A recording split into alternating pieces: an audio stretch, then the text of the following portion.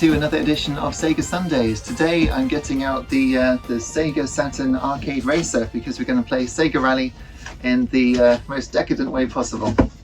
I haven't opened this in donkey's years. But here we go.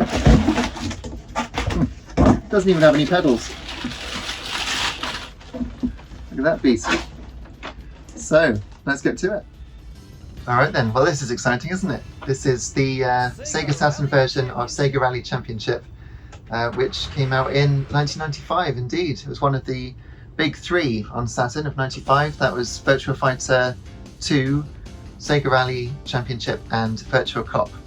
So perhaps we'll be able to cover those other two games on Sega Sundays at some point, but my goodness me, I'm so excited. Now this thing cost £50 when it came out. And it was meant to bring the arcade experience home. Feeling it now, it's surprisingly plasticky, I've got to say. But it's working, which is good because I haven't played it in ages. I'm going through quite the Frankenstein setup here to actually capture this. It's going through an Xbox One X with the One Guide. I've already unlocked the Stratos there, you see. With the One Guide so that I can get the handshake with my Atomos Ninja V to be able to capture it, because this is going through an upscaler from RGB SCART. So there's a little bit of a time delay, but I think with the analog steering it shouldn't be too noticeable for me to play, so we'll see. Now there's no pedals, so I've actually got to press the accelerator here. There it is. And I've got a very clicky gear shift. This is exciting. Right, oh my gosh. Ah! That's not what I expected at all. It doesn't behave at all like modern racing games. Wow, I'm sure I will get used to it in a minute, but yeah, it's nothing like modern steering wheels. It's very sensitive. I expect you can turn down the steering sensitivity in the options, but that was quite the eye-opener. Anyway, obviously this game is an absolute classic. The game design is just phenomenal. It really is. So, believe it or not, it actually holds, or held, I don't know if it still do, the world record on the desert track on Saturn. Wouldn't know it to look at this, would you? Okay, so I didn't actually finish ahead of the red car, which you need to do if you want to win everything. So I'm about 2.5 seconds off the pace. Wow. So this is just a straight arcade conversion. I mean, it's just got 3 tracks plus the bonus Lakeside one. I doubt we'll be seeing the Lakeside one this playthrough, but we can give it another go.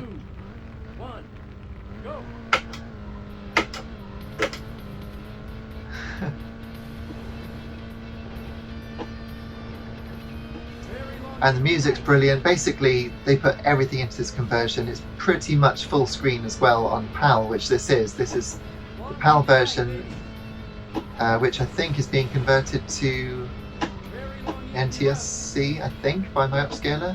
It's a cheap upscaler. It's not a RetroTink or anything fancy. Anyway, I'm getting better at it. Oh, almost. Not good to touch the walls. And it's just so controllable, so brilliantly playable.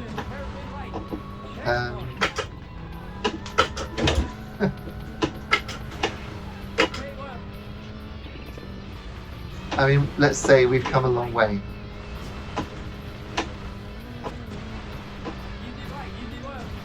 And don't go all Frank Drebin on me.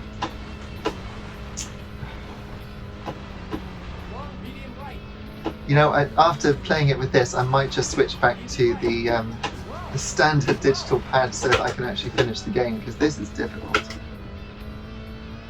Still managed to get 5th. Be interesting to see if I can finish the game at all against the time, just with the steering wheel. I don't know if I sold my steering wheel when I had it first time round. I think I did. To pay for a game. Maybe not. But I played it a lot with the pad.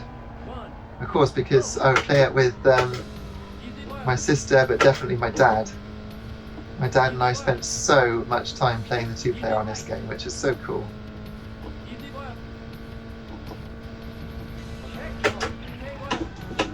Oh dear. Yeah, I'm definitely going to go back to the pad, I think, after this. I'll see if I can finish it.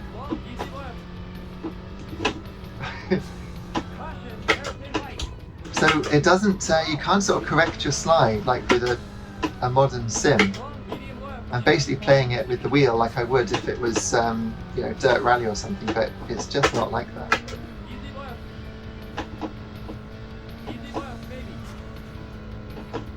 But can we make it to the end is the question.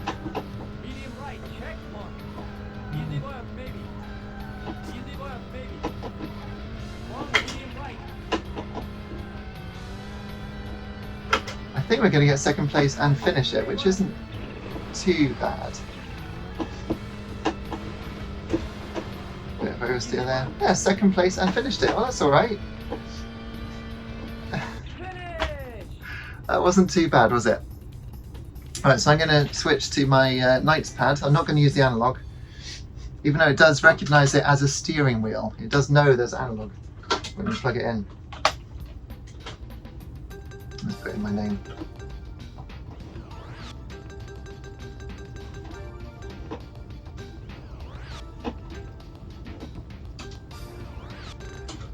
Whew. And yeah, right down at the bottom there, 16th. But I'm sure we can do better now. So I'm going to put this on digital and switch these over. And I'm going to say no to the replay and use the Knights pad instead. I'm going to turn up my volume here a little bit so I can hear the game better.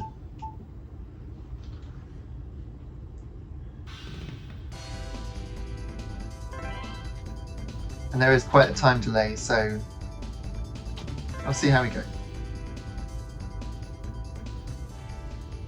Obviously any kind of input lag is not a good idea for racing games. You really need it to be instantaneous with a racing game. So I'm playing on manual gears because you get better control of the car. Alright, let's see what we can do. Yeah, there is an input lag. Very difficult.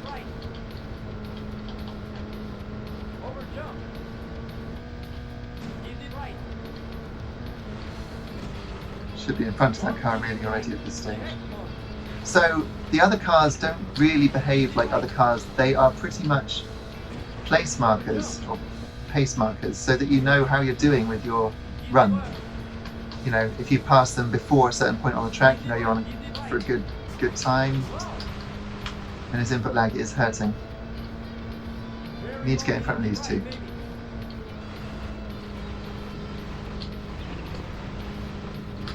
Which we just might. Go on. Okay. So normally I would get under 55 seconds, but I think it's about 55 point. Oh dear. Yeah.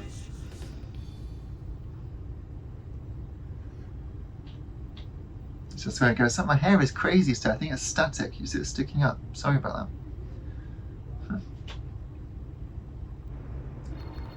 that. So this is the forest course, and I think probably my favourite, because that back section where you go along over the mud and over the jumps with the fir trees by you, it's just wonderful. So they've got the birds in it from the arcade game. There's so much that the game has managed to retain from the arcade version. It doesn't have the castle, well, it has the castle, but it's a 2D image of the castle on the mountain track. And that's right in the way, isn't it? Yep.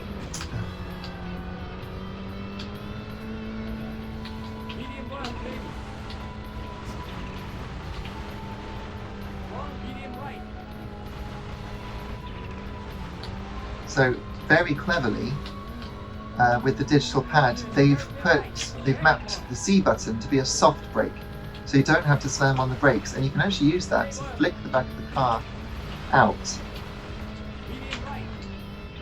This is my favourite bit. Look at this. It's so cool. Okay, down the inside, nice.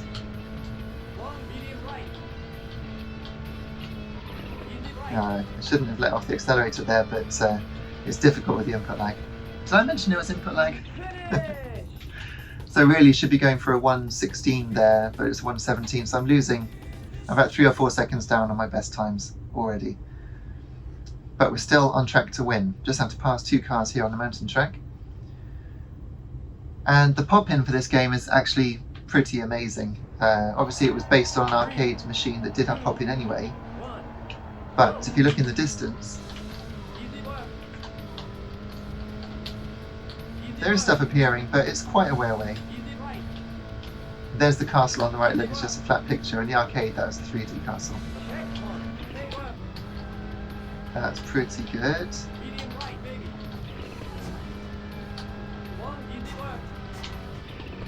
Right, now the hairpin. No! Spun it. Oh, come on. That hairpin is finicky at the best of times, but let's see if we can get the win. Getting pushed around by the cars. Yep. So the other cars are impervious to any kind of collision. They just stick on their path, which on the Lakeside track is really difficult because there's not much room on the Lakeside track, and if they get alongside you, they just knock you into the wall, and there's nothing you can do about it. Somehow, I don't know how, I've managed to win. So we are on to Lakeside. The chances of me winning Lakeside with this input lag are 0, just to warn you. But I'm pleased that we got this far. There's very little warping actually onto the car. I know by today's standards you think it looks really scrappy, but compared to Sega Touring Car, actually this game engine is pretty phenomenal for Saturn. Very solid 3D. And the car handles like a dream, usually. Right, I'm not going to win this. It's hard enough anyway. Yeah, it's already gone past me. At least it didn't put me in the wall.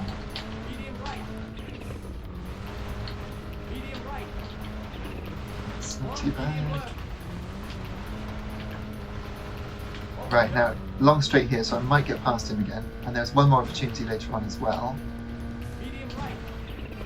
That's alright. He's going to knock me into the wall. Nope, okay, so I might get a bit of distance here. I love that corner, but it's so difficult. Oh my gosh. Come on. You can really slide into that corner. He's going to hit me now. Yeah. And there they go.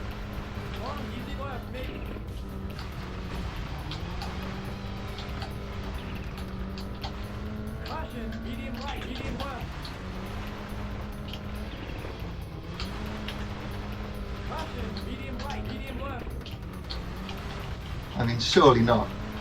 Oh my gosh. I did it. Unbelievable. Wow. Oh.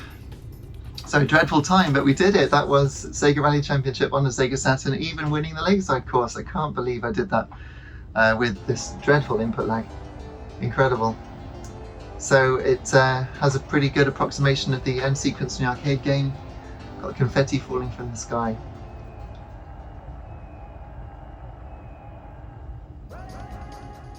And then this this song at the end, which my mum thought was George Michael, but it's not. So this is actually a replay of the last level of the game there. And it does save. Not only can you save the replay and watch it all back after each run, you can actually save it to your memory card if you've got one of them. If you've got the external memory card that fits in the back of the Saturn cartridge, you can actually save your best replays to that, which of course this won't be. Kenneth Ibrahim doing the voice.